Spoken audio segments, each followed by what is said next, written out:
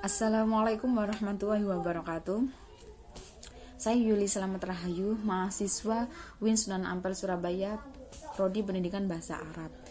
Pada video kali ini, saya akan sedikit berbagi pengetahuan dengan kalian seputar COVID-19. Nah, di sini saya akan menjelaskan 7 poin tentang COVID-19 itu. Nah, yang pertama yaitu apa sih COVID-19 itu? Jadi, COVID-19 atau yang lebih sering kita kenal dengan virus corona merupakan jenis virus baru yang pertama kali ditemukan itu di Wuhan, Cina pada akhir Desember tahun 2019. Kemudian pertanyaannya, kenapa sih virus ini dikatakan bahaya kan? Ya, jadi virus ini tuh dikatakan bahaya karena tingkat penularannya yang sangat tinggi. Jadi kita bayangkan dalam kurun waktu hanya beberapa bulan dia mampu menginfeksi atau menyebar ke hampir seluruh negara di dunia ini. Nah, jadi virus ini tuh sangat berbahaya karena tingkat penyebarannya atau penularannya yang sangat tinggi. Kemudian pertanyaannya, bagaimana virus ini dapat menular ke orang lain, ya kan? Nah, itu yang akan kita bahas di fakta yang kedua, yaitu bagaimana sih virus ini dapat menular. Jadi, virus COVID-19 ini dapat menular itu yang pertama melalui droplet. Droplet itu adalah ludah. Jadi, kalau misalnya ada seorang yang positif COVID-19 atau dia sudah positif terpapar, ya kan? Kemudian dia tanpa sengaja ketika batuk atau bersin, nah, itu dropletnya keluar, kemudian itu menempel di suatu benda yang kemudian kita kan nggak tahu ya, karena nggak terlihat itu, tanpa sengaja kita pegang, kan nempel tuh di tangan kita virusnya. Nah, setelah itu kita belum cuci tangan, terus tanpa sengaja memegang mulut, hidung, dan mata. Nah, itu kemungkinan besar kita dapat terinfeksi. Nah, selain itu juga kita hindari kontak dekat, karena kontak dekat dengan orang yang positif COVID-19 itu juga kemungkinan besar kita dapat tertular ya, karena itu tadi kalau kita kontak dekat kemungkinan kita dapat menyentuh dropletnya atau kita dalam berbicara itu kan dropletnya kadang tanpa sengaja juga keluar kan. Nah, itu mengapa kita hindari kontak dekat, terutama kalau kita nggak menggunakan masker. Nah, kemudian yang terbaru itu dari WHO. WHO itu adalah Organisasi Kesehatan Dunia.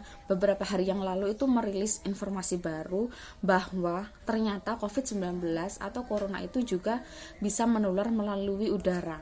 Nah, di sini tuh maksudnya kan dalam berbicara kita tuh ada droplet yang mikro droplet katanya itu, yang namanya itu pokoknya droplet yang paling kecil itu disebut mikro droplet. Nah, itu kalau kita terhirup, kita nggak harus mikro droplet itu menempel pada benda, tapi yang terkecil itu dia akan terbang di udara ya. Nah, kalau sampai itu terhirup kita, walaupun kita tidak bersentuhan langsung, nggak kontak langsung ya istilahnya, kita cuma menghirup, itu kita kemungkinan besar dapat tertular. Itulah dikatakan kenapa virus corona dapat menular melalui udara. Oke. Kemudian fakta yang ketiga yaitu gejalanya. Jadi bagaimana sih gejala dari COVID-19 itu? Nah, gejalanya itu variatif, tergantung dari sistem imun atau kekebalan tubuh setiap orang. Jadi kalau misalnya seseorang sistem imun dalam tubuhnya itu baik, gejala yang ditimbulkan pun bisa ringan, bahkan tanpa gejala, atau yang sering disebut di negara kita itu OTG, orang tanpa gejala. Nah, kalau dia sistem imunnya baik bisa tanpa gejala, atau seandainya keluar gejala pun ringan, kayak misalnya cuman batuk flu atau demam dikit gitu. Tapi kalau orang sistem imunnya itu buruk, misalnya itu manula, orang yang sudah tua atau lanjut usia, nah itu bisa sampai berat, jadi bisa sampai sesak nafas, atau mungkin apalagi kalau orang itu punya penyakit bawaan, lah itu bisa lebih parah lagi. Karena itu kita terapkan hidup bersih tadi, oke? Nah, kemudian poin yang keempat yaitu bagaimana sih seseorang itu dapat didiagnosis tertular atau terinfeksi COVID-19. Nah, kita itu nggak bisa kalau misalnya ada orang misalnya demam, batuk flu atau apa gitu, terus kita langsung bilang wah orang itu kena COVID. Itu nggak bisa seperti itu, karena ada tahapan-tahapannya untuk bisa mendiagnosis seseorang terinfeksi COVID-19 atau tidak. Jadi Kalau misalnya nih kita merasa ada gejala-gejala, nah kita langsung mengunjungi dokter, atau kita tanyalah ke Vaskes, fasilitas kesehatan terdekat. Kita tanya misalnya ke dokter. Pertama biasanya pertama itu kita ditanyain gejala apa yang kita rasakan. Kemudian nanti ditanya apakah kita pernah atau kita memang tinggal di zona merah misalnya. Kalau misalnya kita habis bepergian dari Surabaya misalnya, atau enggak, itu ditanyakan nanti. Kemudian tentang kontak dekat, apakah kita pernah kontak dekat sama orang yang positif COVID-19 atau enggak, itu juga ditanyakan lah. Kemudian kalau dari memang kita gejalanya sudah mengarah, kita juga pernah kontak dekat, kita pernah atau kita tinggalnya memang di zona merah, nah dari situ kita nanti ada tahapan berikutnya, yaitu di rapid test. Rapid test itu apa? Jadi rapid test itu adalah tes cepat yang diuji itu nanti kandungan antibodi pada darah kita. Rapid test ini tuh memang hasilnya lebih cepat ya keluarnya, hanya beberapa menit atau jam gitu, pokoknya cepat. Nah, tapi tingkat keakuratannya pun hanya sekitar 70-75%. Nah, kalau misalnya dari rapid test ini hasilnya reaktif atau positif, nah itu kita harus melanjutkan ke swab test. Swab test itu nanti yang dites itu di dahaknya. Nah, nanti kalau di swab test ini sudah benar-benar positif, nah di situ nanti dia dikatakan benar-benar positif COVID-19. Oke.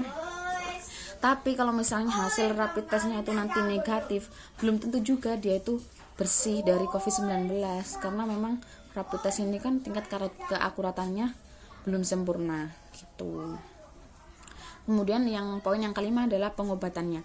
Jadi untuk pengobatan COVID-19 ini ya kita semua tahu ya, seperti yang kita sering lihat di televisi atau di media sosial, bahwa memang sampai saat ini tuh belum ada obat yang spesifik untuk mengobati COVID-19 ini. Memang belum ada.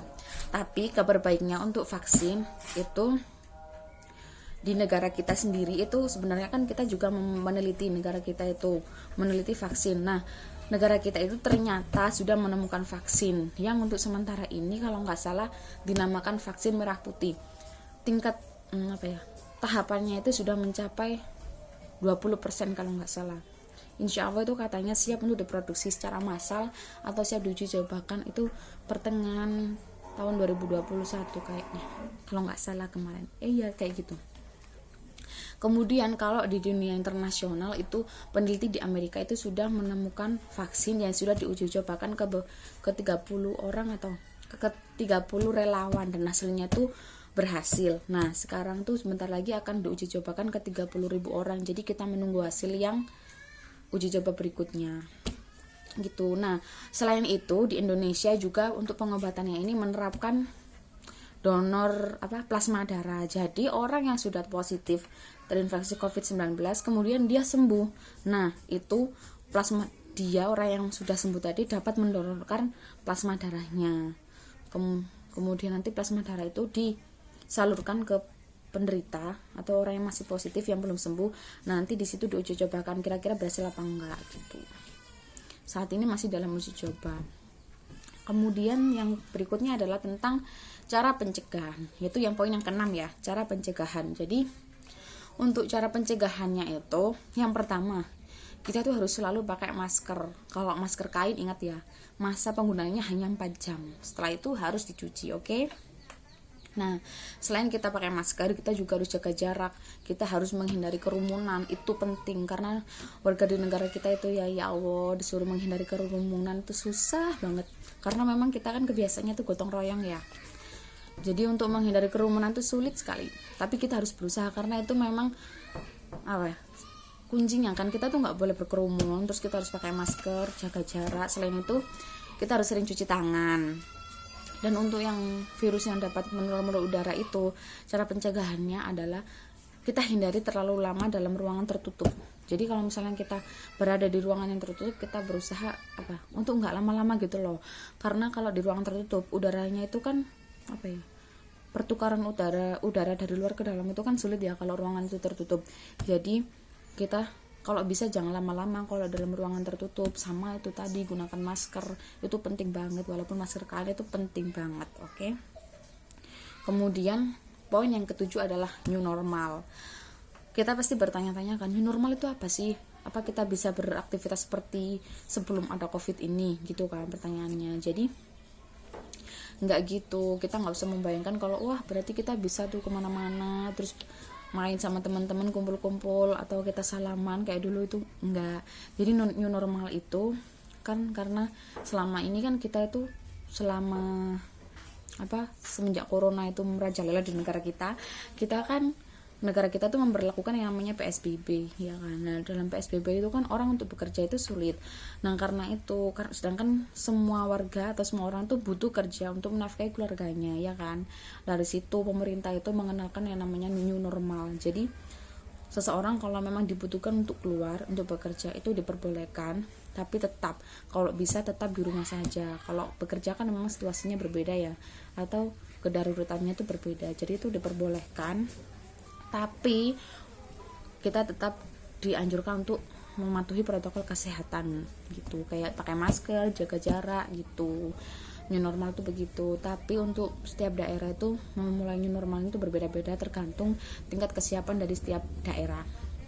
Kalau misalnya dia suatu negara mereka menilai dirinya sudah bisa mengatasi laju penularan COVID-19, ya mereka berat saja untuk memulai new normal. Tapi kalau mereka memang belum siap, ya itu masih diperbolehkan untuk melanjutkan PSBB transisi. Dan untuk negara kita sih sekarang mayoritas masih dalam proses transisi menuju new normal sih. Nah, itu tadi ya fakta-fakta atau hal-hal seputar COVID-19. Nah, jadi kita ini kan sudah dalam situasi yang panik sebenarnya, tapi please kalian jangan menyebar kepanikan. Kita sebar hal-hal yang positif. Ih, kayak iklannya Lifebuoy. Enggak. Maksudnya itu emang ya kita tuh saling memotivasi, kita saling memberikan informasi yang positif. Terus kalau misalnya kalian nih ya millennials atau kaum muda yang sudah paham nih tentang apa sih COVID-19, terus cara-caranya gimana, cara-cara pencegahannya, please kalian tuh edukasi orang-orang terdekat kalian, itu yang paling utama. Nggak perlu deh kita edukasi orang banyak. Yang pertama tuh orang keluarga kita dulu, orang-orang terdekat kita, kayak orang tua kita, mereka yang juga imunnya rendah kan, termasuk kalau mereka sudah berumur gitu. Sama kalau misalnya kalian udah punya anak kecil-kecil termasuk saya, itu juga dijaga gitu. Pokoknya jangan keluar kalau memang gak penting-penting banget, jadi di rumah aja ya. Terima kasih atas perhatiannya. Assalamualaikum.